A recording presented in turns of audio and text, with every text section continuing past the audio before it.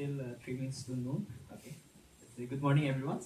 So at the outset, let me thank the IC administration and the student council for organizing this wonderful event on the occasion of International Mother Language Day. And we belong to Assam, and our mother language is Assamese. I'm Kaushik Bora, and he's Pranabjyoti Bhuya. And here, basically, we are to celebrate our diversity and the brotherhood. And in this program, we'll briefly talk about the Assamese language, and at the end, we'll recite our state anthem. And for your convenience, the description is written in the English translated version, and it will be displayed. Good morning, everyone. I am Pranabjyoti Bhuya from Physics Department. So I will give you a very brief introduction to Assamese language for your information. I will speak in Assamese to synchronize with the theme of the day, and the simultaneous translation will be there in this slide for your kind convenience. Param Shraddhabhajan Rais, আপোনালোক সকলোলৈকে ভাৰতৰ উত্তৰ পূৰ্বাঞ্চলৰ অসম ৰাজ্যৰ পৰা আন্তৰিক শুভেচ্ছা জ্ঞাপন কৰিছোঁ। আজিৰ আন্তঃৰাষ্ট্ৰীয় মাতৃভাষা দিৱসৰ এই কাৰ্যসূচীত আমি অসমীয়া ভাষাক প্ৰতিনিধিত্ব কৰিছোঁ। অসমীয়া ভাষা হৈছে সকলোতকৈ পূৰ্বীয় ভাৰতীয় আৰ্য ভাষা। ইয়াক ঘাইকৈ উত্তৰ পূব ভাৰতৰ অসমত ব্যৱহাৰ কৰা হয়। ই অসমৰ এটা ৰাজ্যিক ভাষা।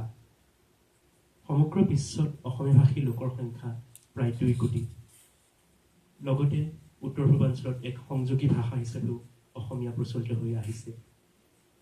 অৰুণাচল প্ৰদেশৰ কোনো ঠাইত আৰু উত্তৰ পূৰ্বাঞ্চলৰ আন ৰাজ্যতো অসমীয়া ভাষী লোক আছে।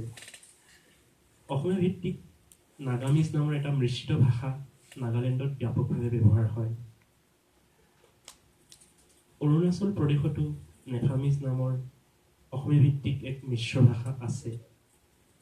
বাংলাদেশ আৰু ভূটানতো কিছু সংখ্যক অসমীয়া ভাষী লোক আছে। আহোম ৰাজত্ব কালত অসমীয়াই আছিল চৰকাৰী কাম কাজৰ ভাষা। অন্যান্য পূৰ্বীয় আৰ্য ভাষাসমূহৰ সমসাময়িকভাৱে অসমীয়া ভাষা কমপক্ষেও 7ম শতিকাৰ আগেয়ে মাগধী প্ৰাকৃতৰ পৰা বিকশিত হৈছিল।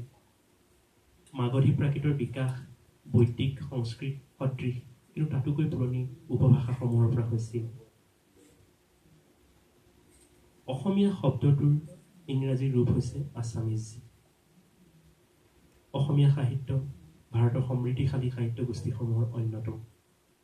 ভাৰতীয় সংবিধানে ইয়াৰ 8ম অনুসূচীত অসমীয়া ভাষাক এটা মুখ্য চৰকাৰী ভাষা হিচাপে স্বীকৃতি দিছে। অসমীয়া ভাষা অসমীয়া লিপিৰে লিখা হয়।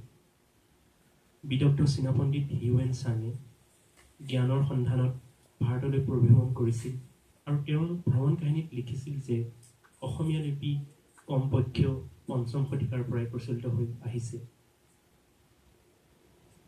অসমৰ সাংস্কৃতিক আৰু ধৰ্মীয় ইতিহাসৰ বৰেণ্য ব্যক্তিসকলৰ অন্যতম 5ম শতিকাৰ বৈষ্ণৱ মহাপুৰুষ পণ্ডিত, কবি, নাট্যকাৰ, সামাজিক আৰু ধৰ্মীয় সংস্কাৰক শ্ৰীমন্ত শংকৰদেৱে তেওঁৰ সাহিত্যিক অৱদানেৰে অসমীয়া সাহিত্যত নৱযুগৰ সূচনা কৰিছিল। তেওঁৰ জীৱনকালৰ এই সময়ছোৱা অসমীয়া নৱজাগৰণৰ সোণালী যুগৰ এটা অধ্যায় হিচাপে জনা যায়। 1917 চনত অসমীয়া সংস্কৃতি আৰু সাহিত্যৰ বিকাশ আৰু প্ৰচাৰৰ উদ্দেশ্যেৰে অসম সাহিত্য সভা গঠন কৰা হৈছিল। অসমৰ এই সৰ্ববৃহৎ সাহিত্য অনুষ্ঠানটিয়ে তেতিয়াৰে পৰা নিৰৱচ্ছিন্নভাৱে অসমৰ সাহিত্য জগতলৈ অৱদান আগবঢ়াই আহিছে। অ মোৰ আপোনাৰ দেশ, এই গীতটি হৈছে অসমৰ ৰাজ্যিক সংগীত। এই গীতটি লক্ষ্মীনাথ বেজবৰুৱাই ৰচনা কৰিছিল আৰু সুৰাৰূপ কৰিছিল কমলা প্ৰসাদ আগৰৱালাই। গীতটি 1909 চনত অসমীয়া আলোচনী বাঁহীত প্ৰথম প্ৰকাশ হৈছিল। 1927 চনত গীতটিক অসমৰ ৰাজ্যিক সংগীত হিচাপে চৰকাৰীভাৱে গ্ৰহণ কৰা হৈছিল।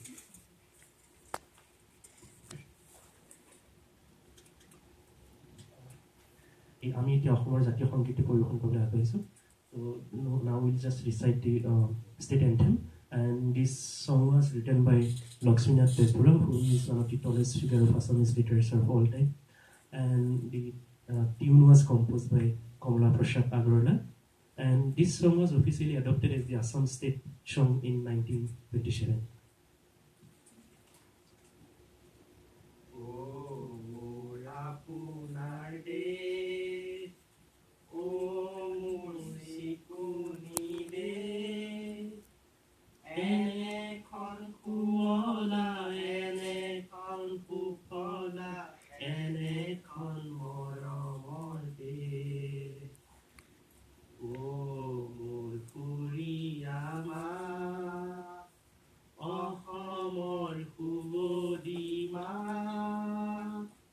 পৃথিৱীৰ কতো বিচাৰি জনমটো নোপোৱা কৰিলেও